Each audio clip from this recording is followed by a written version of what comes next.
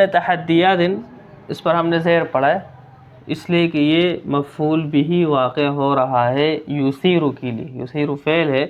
اور یہ اس کا مفعول بھی ہے، اور یہ مالیتاً اور اعلامیتاً یہ معطوف علیہ مل کر کے اس کے لیے صفت بن رہے ہیں، اور آپ جانتے ہیں کہ مفرد منصرف صحیح ہے اور اس کا اعراب حالت نصب میں دو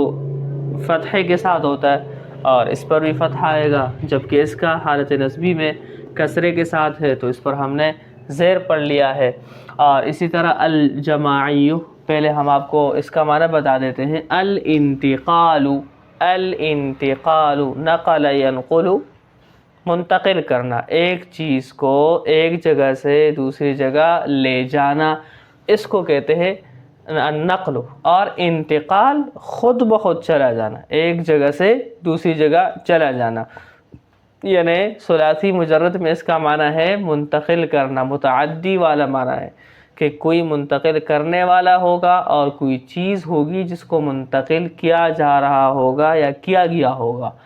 جبکہ انتقال باب افتعال کے اندر یہ ہوگا کہ وہ چیز خود بخود منتقل ہو گئی ہے، کسی نے منتقل نہیں کی۔ اور اسی طرح وسائل النقل، وسائل النقل جو ٹرانسپورٹ ہوتا ہے اس کو ہم وسائل النقل کہتے ہیں۔ الجماعی، الجماعی جمع یجمع، جمع کرنا، جمع یجمع جمع کرنا، پھر اسی سے نکلا ہے جماعۃ، جماعۃ۔ اب اس جماع کی طرف جب کسی چیز کی طرف نسبت کی جاتی ہے تو پھر وہ الجماعۃ، تو الجماعی، الجماعی